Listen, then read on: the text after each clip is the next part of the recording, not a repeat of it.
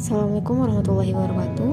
Perkenalkan, nama saya Putri Amarwati Listiningsih dengan NPM 220102000047, Prodi Administrasi Publik, Fakultas Ilmu Sosial dan Ilmu Politik.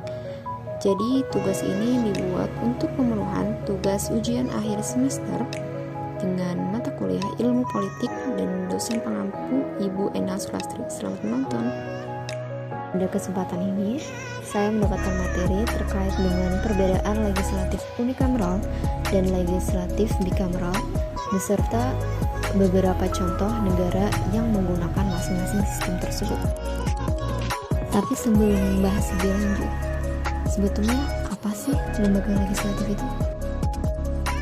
Jadi teman-teman, pengertian dari lembaga legislatif itu adalah lembaga atau dewan yang memiliki tugas dan wewenang untuk membuat atau merumuskan undang-undang dasar yang ada di sebuah negara. Adapun dikutip dari buku karyanya Sefstrong mengatakan bahwa kekuasaan pemerintah yang mengurus perbuatan hukum sejauh mana hal itu memerlukan kekuatan undang. Nah, sebelum ke pembahasan mengenai dua sistem legislatif, ada hal yang menarik nih yang bisa kita pelajari terlebih dahulu, yaitu mengenai sejarah legislatif di Indonesia. Nah, yang pertama itu asal mulanya itu dari masa penjajahan Belanda. Pada masa penjajahan Belanda tahun 1930 terdapat lembaga semacam parlemen yang dinamakan Volksraad. Lembaga itu dipimpin oleh seorang ketua yang diangkat oleh raja dengan anggota sebanyak 55 orang dan 25 orang dari golongan Bumiputra. Kemudian pada tanggal 8 Maret 1942, Belanda mengakhiri masa penjajahan Indonesia dan digantikan dengan penjajahan Jepang. Keberadaan Volksraad secara otomatis tidak diakui lagi, dan bangsa Indonesia memasuki masa perjuangan.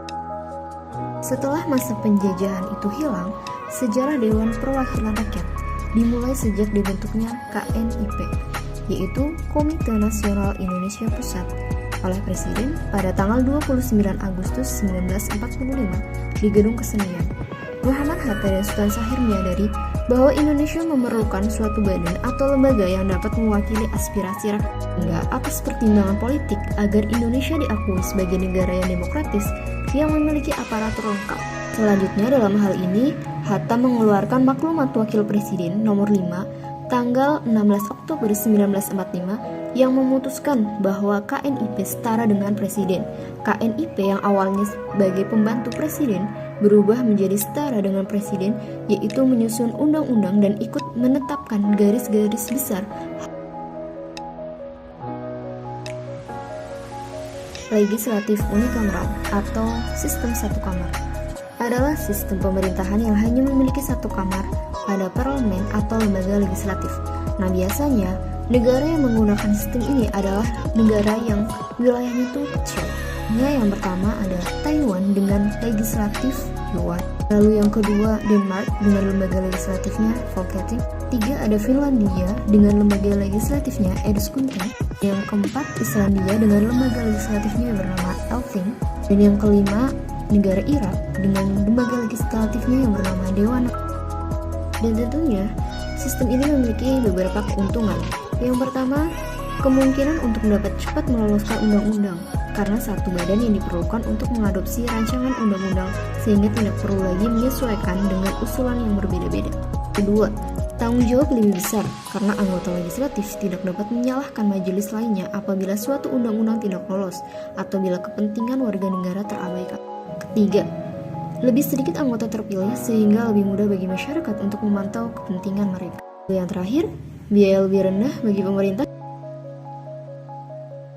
Legislatif bikameral atau sistem dua kamar adalah praktik pemerintahan yang menggunakan dua kamar legislatif atau parlemen.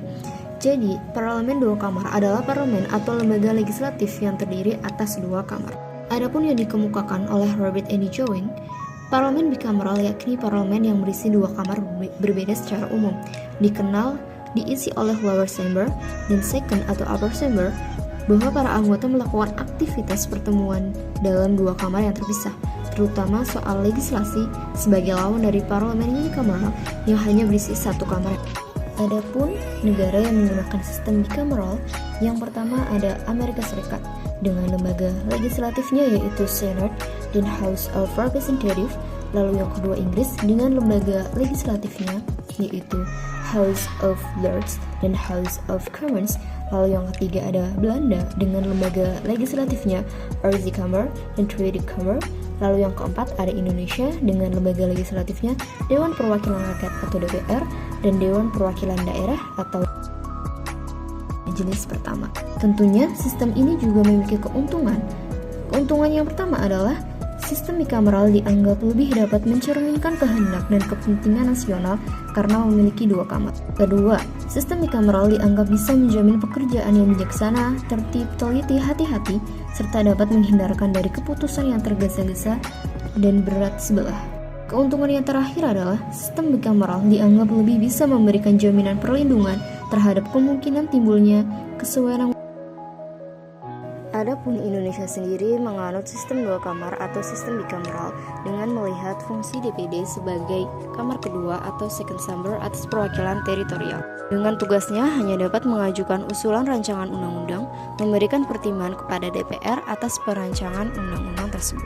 Tetapi berdasarkan tugas dan fungsi dari DPD yang dikatakan kamar tambahan ini posisinya lemah dibandingkan dengan tugas dan kewenangan DPR itu sendiri, sebagaimana ditegaskan dalam Undang-Undang Dasar Negara Republik Indonesia 1945. Dengan demikian, negara Indonesia berada pada tingkatan bikameral yang lemah, walaupun secara komposisi unsur parlemennya berbeda. Ada yang dari perwakilan partai politik dan ada yang berasal dari representasi. Baik, terima kasih atas perhatiannya. Semoga ilmu yang dipaparkan dapat bermanfaat dan berguna. Kurang lebih mohon maaf. Wassalamualaikum warahmatullahi wabarakatuh.